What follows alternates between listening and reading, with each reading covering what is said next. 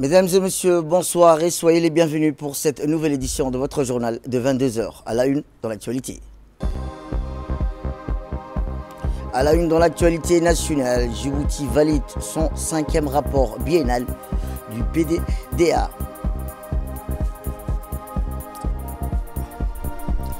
Et enfin, dans l'actualité internationale, direction le Proche-Orient, où sont 10 martyrs en 24 heures, bombardement incessant malgré une avancée majeure dans les négociations de cessez-le-feu, où nous verrons en fin de journal. C'était les titres. Merci de vous accueillir chez vous. À la une, le Premier ministre et chef du gouvernement par intérim, son Excellence, M. Abdelkader Kamel Mohamed, a reçu ce jour dans le salon d'honneur de la primature Madame Dana Pirkarsku, ambassadrice de France à Djibouti, à l'occasion de la fin de sa mission diplomatique.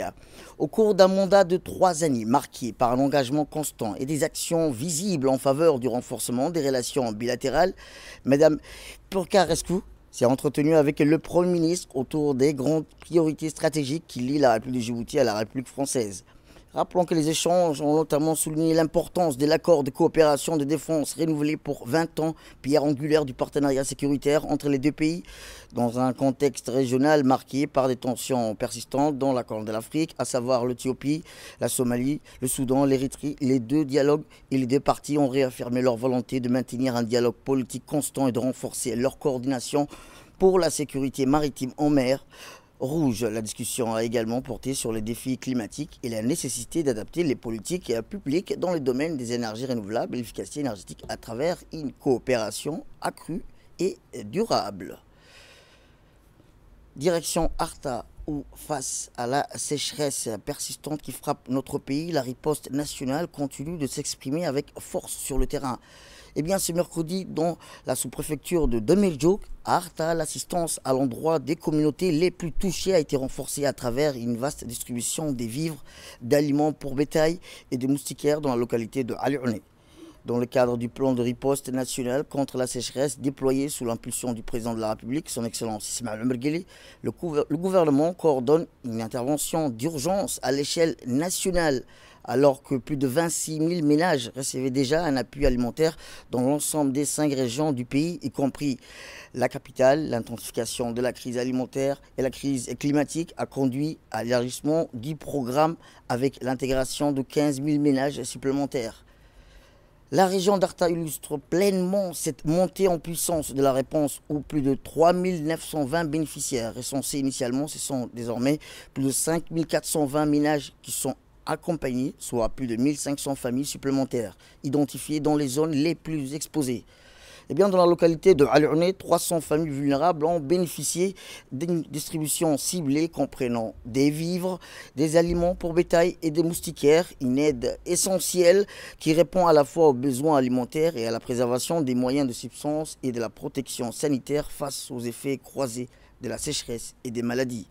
Eh bien, cette initiative symbolise l'engagement ferme du gouvernement djiboutien et ne laisse aucun citoyen aux marges et à préserver dans la diversité climatique la résilience des populations rurales. On l'écoute.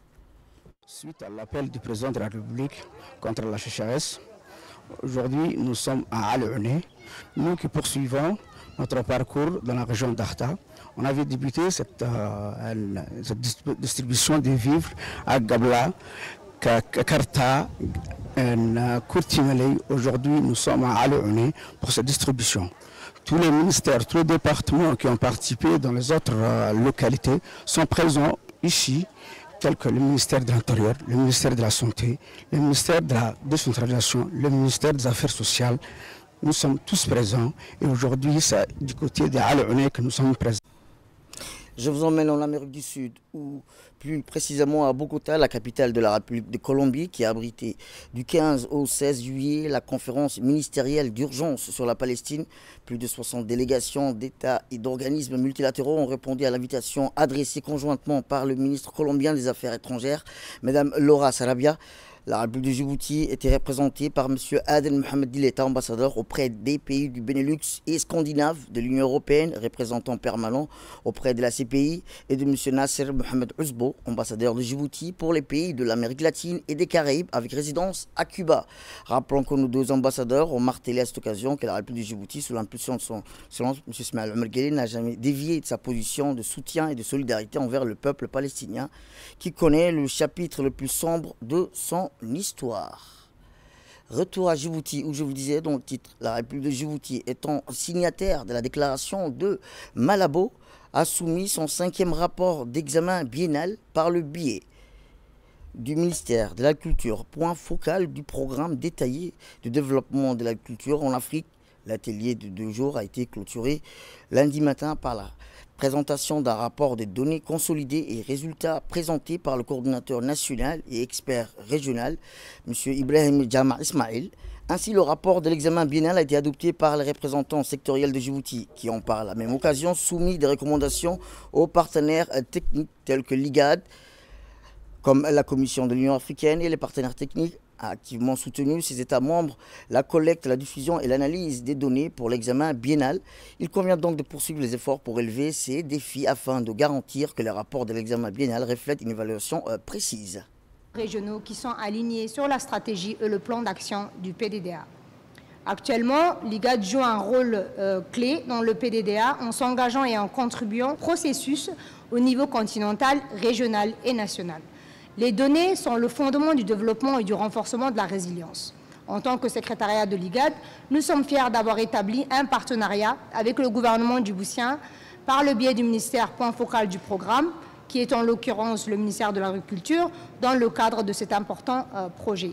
Mesdames et messieurs, nos remerciements vont à toutes les parties prenantes aujourd'hui et aux experts nationaux qui ont activement contribué à la collecte des données et réalisation de ce rapport d'examen biennal qui sera soumis par la suite à la Commission de l'Union africaine par le biais du système IBR. Eh bien, à son tour, le directeur de la culture, M. Mokhtar Mohamed, a souligné l'importance de cet examen biennal pour Djibouti.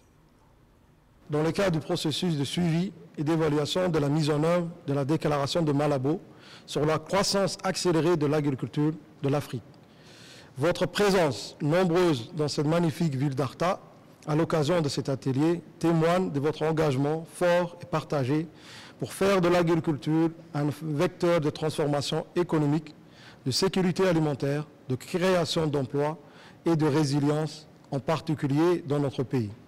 Je souhaite également exprimer ma profonde gratitude à l'autorité intergouvernementale pour le développement, l'IGAD, et en particulier à Monsieur le directeur de l'agriculture et de l'environnement de l'IGAD pour sa présence et son accompagnement technique constant dans le cadre de ce processus continental.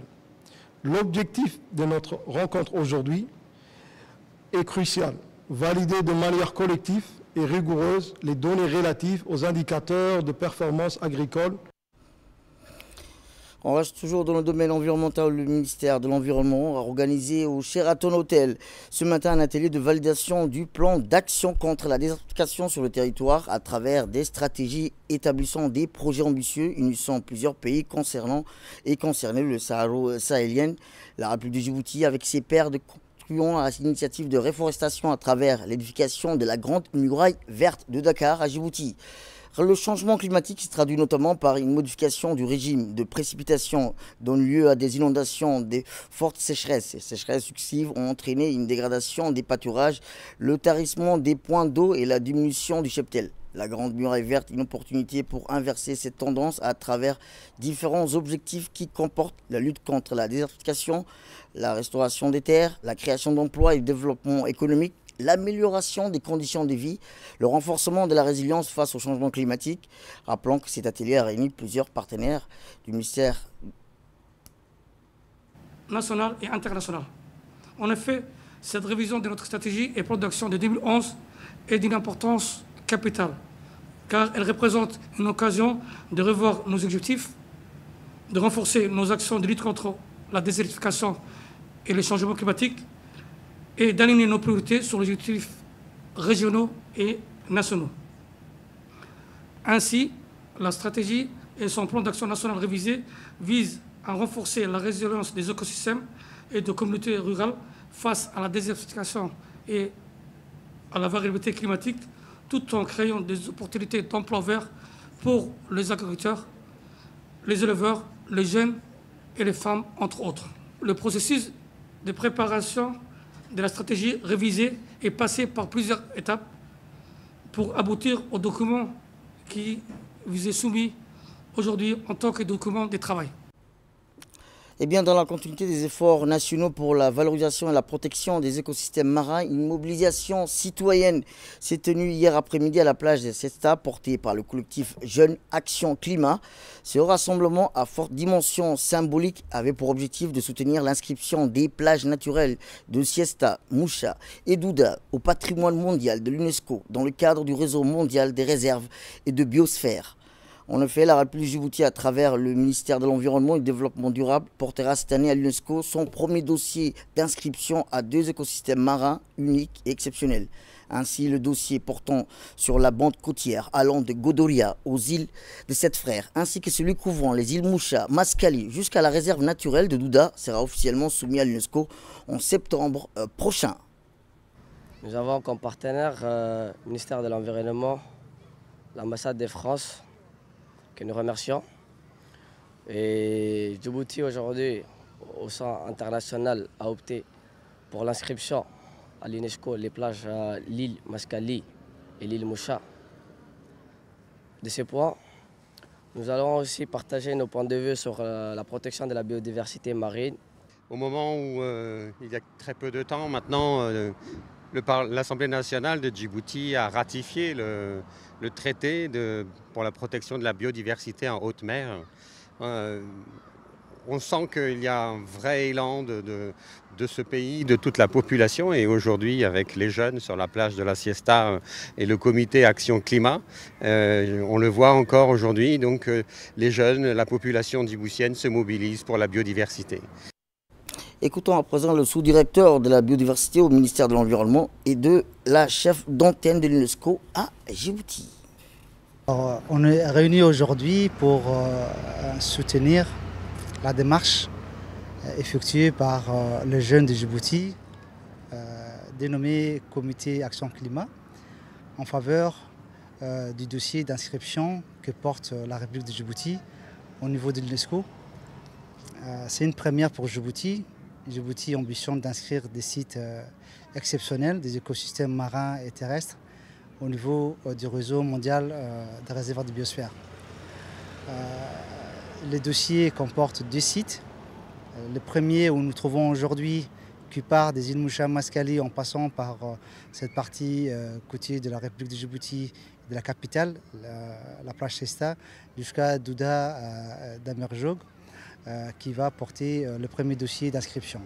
Le deuxième dossier, on était la semaine dernière, le week-end à Obok, pour soutenir le conseil régional et la préfecture d'Obok pour l'inscription de cet écosystème aussi marin, de Godoria, Gorhanga, Rassian, jusqu'aux îles des 7 Frères. Alors, c'est un dossier de candidature et nous avons la chance d'être appuyés non seulement par le conseil régional, mais aussi par la jeunesse djiboutienne qui s'est mobilisée aujourd'hui pour soutenir ce dossier d'inscription. Une journée de soutien pour les 2 premiers dossiers de candidature de la République de Djibouti dans le cadre du programme L'homme et la biosphère de l'UNESCO. C'est l'occasion pour saluer globalement les efforts du gouvernement dans la protection de son patrimoine, qu'il soit culturel, qu'il soit documentaire, mais aujourd'hui c'est surtout le patrimoine naturel qui est au cœur de nos préoccupations.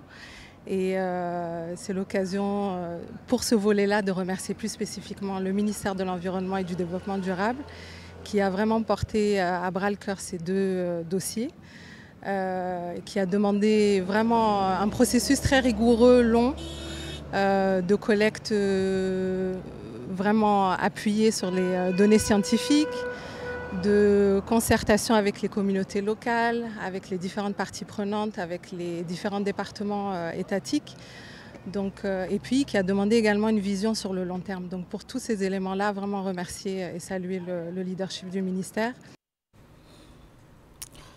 Culture et exposition, où la salle d'exposition des Archives nationales a vibré au rythme de la créativité djiboutienne à l'occasion du vernissage officiel de l'exposition Vente, Regards croisés, les mouvements artistiques révisités par la jeunesse djiboutienne. Cet événement a été organisé par le département des études et des formations artistiques et culturelles de l'Agence nationale pour la promotion de la culture. Ce projet pédagogique ambitieux a offert une plateforme d'expression des jeunes étudiants et étudiantes en art, leur permettant de proposer une relecture professionnelle et personnelle, sensible et visuelle des 5 grands courants artistiques majeurs, à savoir le classicisme, l'harmonie de la raison, le baroque, le drame au mouvement, le fauvisme, la douleur libérée, le cubisme, la forme fragmentée, l'expressionnisme, la violence du ressenti. Rappelons que plus de 50 œuvres originales réalisées sur support rigide ont été présentées au public. Certaines ont été acquises dès la soirée d'ouverture, témoignant de l'engouement du public pour l'audace, l'engagement et le talent de cette nouvelle génération de créateurs. Chaque œuvre exposée est accompagnée d'un texte explicatif, d'une citation inspirante ainsi que d'une note d'intention rédigée par l'artiste, permettant aux visiteurs de s'immerger dans sa démarche et son univers créatif. L'expressionnisme, et c'est un travail qui est fait en partenariat avec l'Agence nationale pour la promotion de la culture au fait. Et l'agence, en fait, vraiment, on est entouré d'une équipe motivée et vraiment impliquée par rapport à la jeunesse djiboutienne. Et là, ce qu'on apprend, c'est tout ce qui est art plastique, tout ce qui est dessin, tout ce qui est travail des couleurs et des émotions. Et bien, comme je vous disais, cette exposition Vente constitue un moment fort pour la scène artistique locale, en valorisant non seulement la richesse des courants artistiques internationaux, mais surtout la capacité des jeunes artistes djiboutiens. Écoutons ces quelques réactions recueillies par notre équipe. Chaque œuvre exposée ici est le fruit d'un travail acharné, d'une réflexion profonde et d'une passion inébranlable. Elle témoigne de la richesse, des talents que nous avons la chance d'accompagner au sein de notre département. J'espère que cette exposition vous touchera, vous surprendra et vous inspirera autant qu'elle nous inspire. Je vous souhaite un excellent moment. Inédite qui s'intitule Regards croisés, un mouvement revisité par la jeunesse djiboutienne. C'est vraiment c'est au-delà de la frontière et c'est pour un peu montrer un peu le technique artistique aux étudiants de notre département. Donc voilà, donc l'exposition s'ouvre à partir de demain jusqu'à fin décembre, jusqu'au 31 décembre. C'est gratuit et c'est dans l'optique de soutenir les étudiants, donc les jeunes artistes qui sont beaucoup impliqués en fait dans ce projet. Donc nous invitons tous à venir visiter cette exposition Regards croisés aux Archives nationales. Eh bien, comme je vous le disais, ce projet pédagogique ambitieux a offert une plateforme d'expression à des jeunes étudiants et étudiantes. Écoutons à présent le directeur général de l'ANPC. Pour la promotion de la culture, ANPC a pour mission fondamentale de soutenir la création artistique, de valoriser notre patrimoine culturel et d'accompagner la jeunesse dans ses parcours d'expression, de formation et d'innovation. À travers ces différents départements, Archives nationales, Bibliothèque nationale, le musée et notamment le DEFAC, département des études de formation artistique et culturelle, l'ANPC s'attache à offrir aux jeunes talents, comme ce soir, des espaces d'apprentissage, de création et de rayonnement. Ce vernissage illustre parfaitement cet engagement. Les œuvres présentées ce soir sont le fruit du travail des étudiantes qui vous entourent et étudiants de la filière Fashion, Design et Business du DEFAC, réalisé sous la direction artistique de M. Ahmed Hussein Djibah, qui fait effectivement un excellent travail avec une trentaine de jeunes venus de tous les horizons. À travers ces tableaux, les jeunes artistes se sont appropriés et ont réinterprété 5 grands courants de l'histoire de l'art, du classicisme à l'expressionnisme. Eh bien, l'Union de la presse francophone de Djibouti a organisé aujourd'hui à l'Institut des études diplomatiques de Djibouti un atelier de formation intitulé Femmes et médias, animé par la journaliste Chevroni Hassana Maki. Cette session a pour objectif de sensibiliser et d'outiller les journalistes djiboutiens sur les enjeux liés à l'égalité des genres et à la représentation des femmes dans l'espace médiatique. À travers des échanges interactifs et des exemples concrets, les participants exploreront le rôle crucial des médias dans la construction des perceptions, la lutte contre les stéréotypes, ainsi que la valorisation des contributions économiques, sociales et démocratiques des femmes. Cet atelier bénéficie du soutien de l'ambassade de France à Djibouti, qui réaffirme ainsi son engagement en faveur de la promotion de l'égalité femmes-hommes et de la liberté de la presse. Accompagner des médias à mieux intégrer la question du genre, c'est œuvrer pour une société plus juste et plus ouverte. La France est fière de s'asseoir à cette dynamique positive, a déclaré un représentant de l'ambassade. Toutes les formations et les ateliers que vous organisez, d'abord parce que nous sommes un pays aussi, comme tous les autres, comme le disait Kennedy, en transformation, et que vous êtes, vous les journalistes, en avant-poste de ces transformations, qu'il est important de montrer en miroir, en fait, et de manière à anticiper et de mieux gérer ces transformations pour, comme le prononçaient les mots Kennedy, que je ne vais pas répéter, mais pour un meilleur équilibre général. Eh bien, à travers cette initiative, l'Union de la presse francophone de Djibouti réaffirme son engagement à faire du journalisme un levier de progrès et d'inclusion et de cohésion pour tous. Voici les propos du président de l'Union de la presse francophone de Djibouti, M. Kennedy Ibrahim Hussein. Les savants, les médias jouent un rôle déterminant dans la construction des représentations collectives et dans la transmission des valeurs qui fondent nos sociétés. À Djibouti, comme ailleurs, malgré les progrès encourageants, les défis persistent. Les femmes restent trop souvent sous-représentées dans le milieu des médias. Mais ces dernières années, on constate que leur effectif commence à augmenter un peu, bien qu'au niveau du leadership et des responsabilités, beaucoup d'améliorations restent à apporter. Elles sont cantonnées souvent à des stéréotypes. Or, notre responsabilité des journalistes est immense. Nous avons le pouvoir et le devoir de donner la parole, de donner à voir et de donner à comprendre. Cet atelier Femmes et médias est une invitation à réfléchir ensemble, mais surtout à agir concrètement. Il s'agit de doter chacun et chacune d'entre nous d'outils pour traiter de manière plus équilibrée et plus juste les questions liées au genre et à l'égalité et aux droits des femmes. Il s'agit aussi de renforcer notre engagement collectif pour mettre en lumière la contribution inestimable des femmes à notre économie, à notre culture et à notre démocratie. Donc, ce n'est pas uniquement les médias, mais les femmes doivent s'imposer dans tous les domaines. Je vous emmène dans le nord du pays où la région de Tadjoura a accueilli hier, sous le parrainage du préfet de Tadjoura, la dernière étape des consultations régionales pour l'élaboration de la stratégie nationale de cohésion sociale pilotée par le ministère de l'Intérieur avec l'appui du CTID et du PNUD. Lancée en 2021, cette initiative vise à renforcer la cohésion sociale dans un contexte mondial instable. En s'inscrivant dans la vision 2035 du président de la République, son Excellence Ismaël Omar Guelleh, elle a déjà abouti à des avancées notables dans l'adoption de la charte de Dikil en 2023. Après Djibouti-Ville, Arta, Ali Sebié, Dikil et Obok, cette dernière étape à Tadjoura a permis de recueillir les contributions des acteurs locaux, institutions, sociétés civiles et secteurs privés pour finaliser une stratégie inclusive et participative. Cette consultation marque un tournant vers la validation finale de la stratégie, véritable levier pour un développement harmonieux et équitable à Djibouti.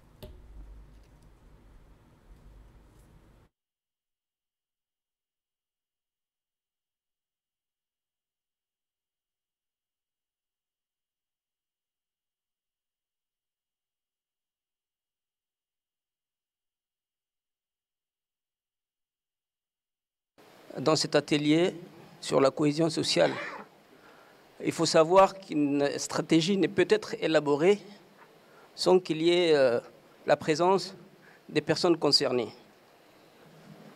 Quand on parle de la cohésion sociale, on parle du principe même qui fait le vivre ensemble.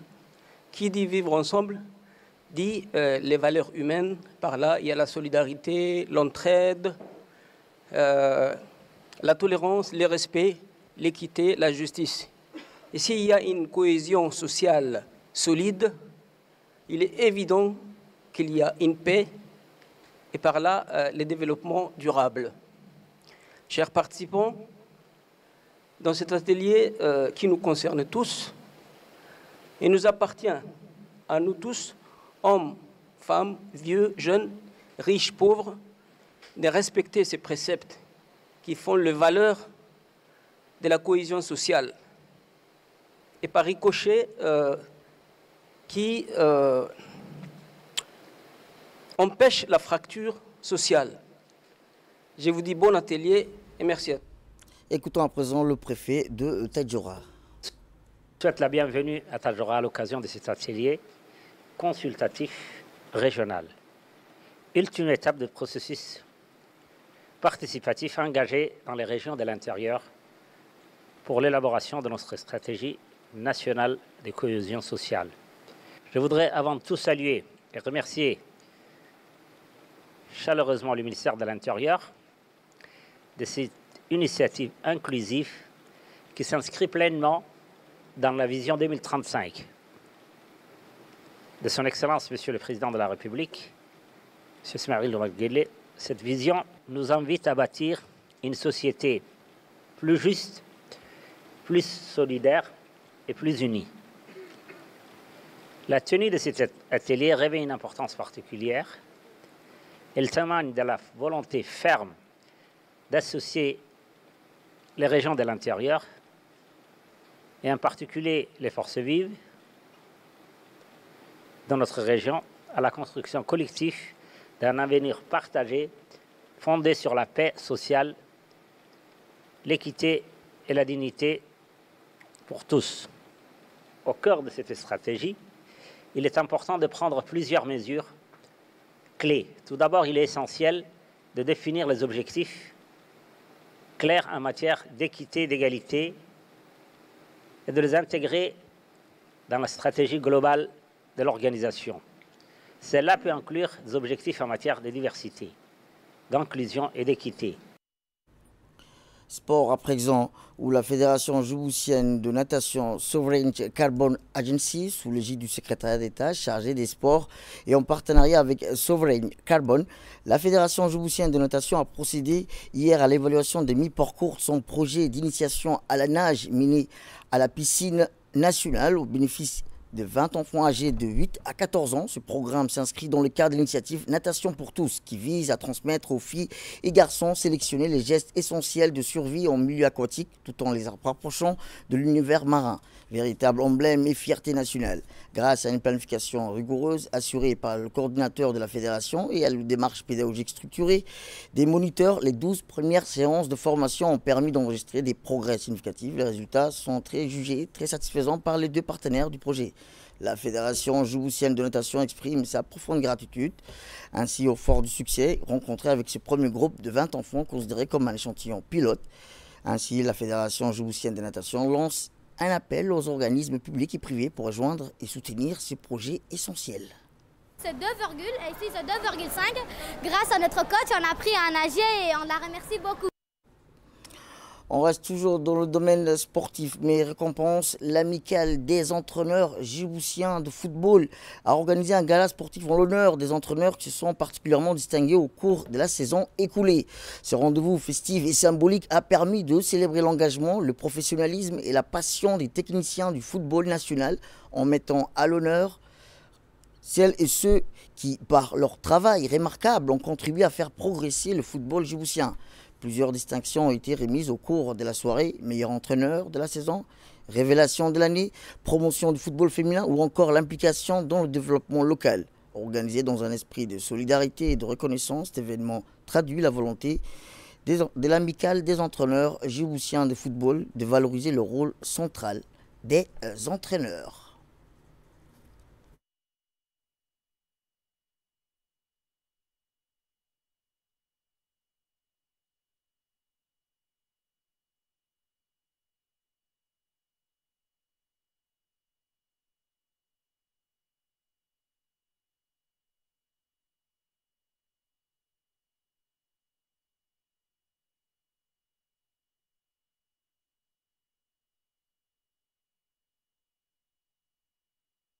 Ce soir, on se trouve à Sheraton Hotel pour célébrer, pour honorer les entraîneurs qui ont été sur le terrain durant toute une saison.